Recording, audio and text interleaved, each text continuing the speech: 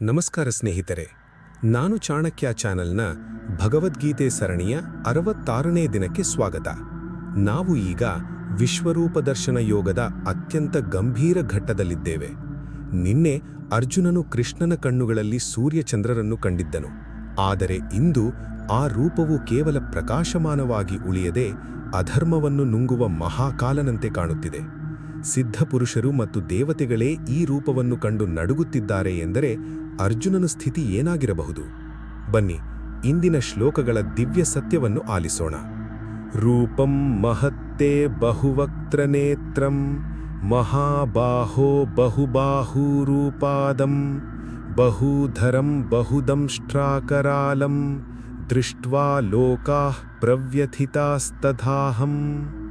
ಹೇ ಮಹಾಬಾಹೋ, ಅನೇಕ ಮುಖಗಳು ಮತ್ತು ಕಣ್ಣುಗಳುಳ್ಳ, ಅನೇಕ ತೋಳುಗಳು, ತೊಡೆಗಳು ಮತ್ತು ಪಾದಗಳುಳ್ಳ, ಅನೇಕ ಹೊಟ್ಟೆಗಳುಳ್ಳ ಹಾಗೂ ಅನೇಕ ದಂಷ್ಟ್ರಗಳಿಂದ ಭಯಂಕರವಾಗಿರುವ ನಿನ್ನ ಈ ಮಹಾನ್ ರೂಪವನ್ನು ಕಂಡು ಲೋಕಗಳೆಲ್ಲವೂ ವ್ಯಥೆಪಡುತ್ತಿವೆ, ನಡುಗುತ್ತಿವೆ.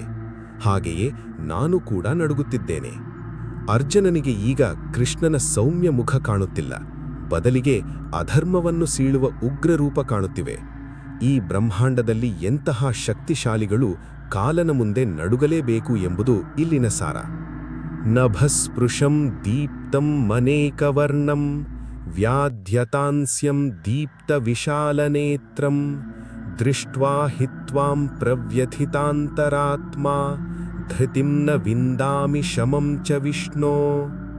ಆಕಾಶವನ್ನು ಮುಟ್ಟುತ್ತಿರುವ, ದೇದೀಪ್ಯಮಾನವಾಗಿ ಬೆಳಗುತ್ತಿರುವ ಅನೇಕ ಬಣ್ಣಗಳುಳ್ಳ, ತೆರೆದ ಬಾಯುಗಳುಳ್ಳ ಮತ್ತು ಉರಿಯುವ ವಿಶಾಲವಾದ ಕಣ್ಣುಗಳುಳ್ಳ ನಿನ್ನನ್ನು ಕಂಡು, ಹೇ ವಿಷ್ಣುವೇ, ನನ್ನ ಅಂತರಾತ್ಮವು ನಡುಗುತ್ತಿದೆ.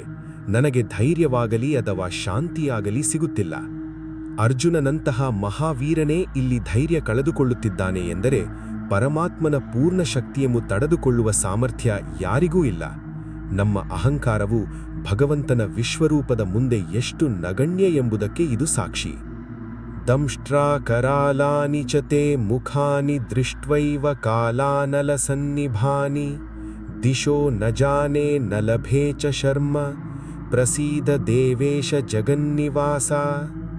ಕೋರೆ ಹಲ್ಲುಗಳಿಂದ ಭಯಂಕರವಾಗಿರುವ ಮತ್ತು ಪ್ರಳಯ ಕಾಲದ ಬೆಂಕಿಯಂತೆ ಉರಿಯುತ್ತಿರುವ ನಿನ್ನ ಮುಖಗಳನ್ನು ಕಂಡ ಮೇಲೆ ನನಗೆ ದಿಕ್ಕುಗಳೇ ತಿಳಿಯುತ್ತಿಲ್ಲ ಮತ್ತು ಸುಖವೂ ಸಿಗುತ್ತಿಲ್ಲ.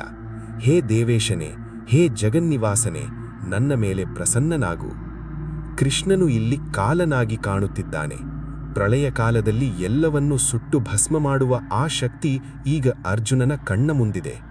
ಅರ್ಜುನನು ಇಲ್ಲಿ ಕೃಷ್ಣನನ್ನು ಜಗನ್ನಿವಾಸ ಎಂದು ಕರೆಯುತ್ತಿದ್ದಾನೆ. ಅಂದರೆ ಇಡೀ ಜಗತ್ತು ನೆಲೆಸಿರುವುದು ಈ ಉಗ್ರ ಶಕ್ತಿಯಲ್ಲೇ ಎಂಬುದು ಅವನಿಗರಿವಾಗಿದೆ. ಸ್ನೇಹಿತರೆ, ಅರ್ಜುನನ ಈ ಗಾಬರಿ ಮತ್ತು ಪ್ರಾರ್ಥನೆಗೆ ಕೃಷ್ಣನು ಏನು ಹೇಳುತ್ತಾನೆ? ಆ ಭಯಾನಕ ಮುಖಗಳೊಳಗೆ ಅರ್ಜುನನು ಈಗ ಏನನ್ನು ಕಾಣಲಿದ್ದಾನೆ? ಕೌರವ ಸೈನ್ಯದ ಭವಿಷ್ಯ ಆ ಬಾಯುಗಳೊಳಗೆ ಹೇಗೆ ಅಡಗಿದೆ? ನಾಳೆಯ 67ನೇ ಭಾಗದಲ್ಲಿ ಭೀಷ್ಮ, ದ್ರೋಣ ಮತ್ತು ಕರ್ಣನಂತಹ ಮಹಾವೀರರು ಕೃಷ್ಣನ ಉಗ್ರರೂಪದೊಳಗೆ ಹೇಗೆ ನಾಶವಾಗುತ್ತಿದ್ದಾರೆಂಬ ಭವಿಷ್ಯದ ದೃಶ್ಯವನ್ನು, ಅರ್ಜುನನು ಕಾಣುವ ರೋಮಾಂಚಕ ಕ್ಷಣಗಳನ್ನು ತಿಳಿಯೋಣ. ಧನ್ಯವಾದಗಳು.